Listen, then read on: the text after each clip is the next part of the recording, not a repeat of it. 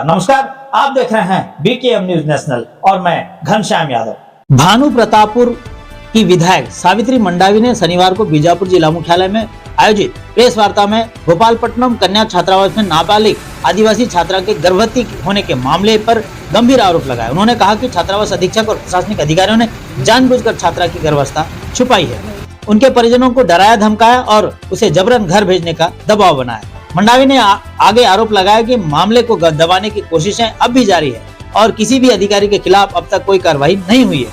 उन्होंने यह भी बताया कि कांग्रेस की जांच समिति को जानबूझकर पीड़ित परिवार से मिलने नहीं दिया गया।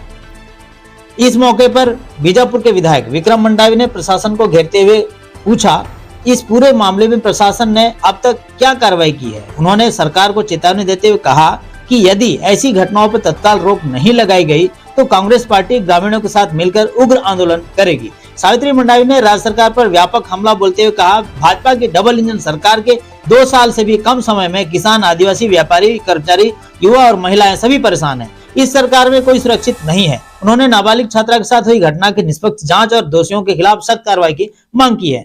इस प्रेस वार्ता में जिला कांग्रेस कमेटी अध्यक्ष लालू राठौर, दंतेवाड़ा जिला पंचायत सदस्य सुलोचना कर्मा सहित 9 सदस्यीय कांग्रेस जांच समिति के सदस्य भी मौजूद रहे। Bureau report, Bijapur. पत्रकार बंधु को नमस्कार। आप सबको मालूम है हमारे जो अभी गर्भवती हमारी जो हुई थी, इसके सिलसिले में माननीय दीपक बैस जी जो टीम गठित की है उस गंभीरता से जांच करने के लिए, तो हमारे साथ पूरी टीम जो यहाँ पर बैठी हुई है और साथ में हम सब गए थे और साथ में हमारे क्षेत्र के हमारे लोकप्रिय विधायक विक्रम भैया भी यहाँ पर मौजूद है। तो हम सब ने वहाँ जाकर आज जो घटना घटी है भोपालपट्टनम में, जो बालिका पढ़ती थी 12वीं क्लास में, तो हमने वहाँ पर जाके वहाँ के अधीक्षिका, बच्चों से और वहाँ के रसोइये से, वहाँ जो काम करने वाले हैं, वहाँ के मंडल जो संचालक जो करते हैं, उन सब से हमने उनसे बात करी, अपनी बात को पूछा वहाँ पर। तो कहीं ना कहीं जो है आप सबको मालूम है जब से बीजेपी की सरकार बनी है तो ये जो है मैं कहना चाहूँगी बीजेपी शासनकाल में एक साल पहले भी ऐसी घटना और घटित हुई है। जो हमने बीजापुर जिले के जो कोटा केबिन जो है गंगाहूर में भी 12वीं की जो छात्रा है वो एक बच्ची को जन्म दी थी, और साथ ही नारायणपुर जिले में जो छोटे डोंगर है तो वहाँ भी जो है हमने देखा कि जो छात्राएं हैं, तो जो छात्राएं का जो स्नान गृह होता है वहाँ पर भी सीसीटीवी कैमरा लगा देना, और उसके बाद है जो शासकीय विद्यालय वहीं के नारायणपुर में ही है, तो वहाँ पर जो है जो पूरी छात्राएं जो है जो शिक्षक जो है तो वहाँ पर जो है वो टीचर जो है उस टीचर जो पे बालिकाओं ने जो वहाँ पर उनके विरुद्ध में जो छात्राएं खड़ी थी, तो कहीं ना कहीं जो है हम सब कांग्रेस वाले जो आवाज उठाए तब उस शिक्षक पे कार्रवाई हुई है।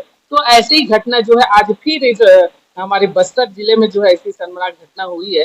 तो वाकई ना कहीं जो है हमारी जो बेटियां हैं, हमारी जो बहनें हैं वो सुरक्षित नहीं है। तो ये सब सरकार की नाकामयाबी है। और इस 2 साल में देखे हो लगातार जो है चाहे लूट हो, डकैती हो, इस तरह की घटनाएं जो है लगातार जो है हो रही है। और सरकार जो बोलती है डबल इंजन की सरकार है, वाकई में डबल इंजन सरकार फेल है। और खासकर मैं बस्तर क्षेत्र में हमारे जो बस्तर का क्षेत्र कहना चाहूंगी, जो बच्चियां जो पढ़ती है आश्रम में और जो जितने भी बालक भी पढ़ते हैं, जो सुविधा मिलना चाहिए वो सुविधा जो है हम बच्चों को, हम बालिकाओं को नहीं मिल रहा है। तो कहीं ना कहीं जो अभी जो घटना हुई है 12वीं में पढ़ने वाली बालिका, तो हमको अधीक्षिका के माध्यम से पता चला कि जब वो 19 तारीख को जो घर चली गई थी, अप्रैल में 19 अप्रैल को वो चली गई थी, और पुनः जो है जुलाई में 8 जुलाई को आती है और 18-19 जुलाई को ये घटना होता है। तो उनका कहना है अधीक्षक को कि उसको जो है ब्रीथ प्रॉब्लम और सीने में दर्द होने का प्रॉब्लम था, तो उसको तुरंत जो है हॉस्पिटल में ले जाया गया। पर वहां जांच करने पर पता चला कि उसको मतलब बहुत ही परेशानी हो रहा था, उसको सांस लेने में और भी प्रॉब्लम चल रहा था, और ऐसे और सीने में उसको दर्द करके प्रॉब्लम हो रहा था। तो उनको जो है और यहाँ रिफर कर दिया गया। और साथ ही जब उनको अधीक्षक को पता चला कि इसको ऐसी परेशानी, तो उनके माँ बाप को वो अधीक्षक ने बुला ली थी, तो उनके माँ बाप भी वहाँ मौजूद थे। फिर वहां जाके पता चला कि वो शायद 2-3 महीने की प्रेग्नेंट है, बाद में पता चला। तो उनके माँ बाप, उनके 4 माह के, तो उसके माँ बाप भी वही थे। तो कहीं ना कहीं यहाँ पर घोर लापरवाही जो है हम देखने को मिल रहा है।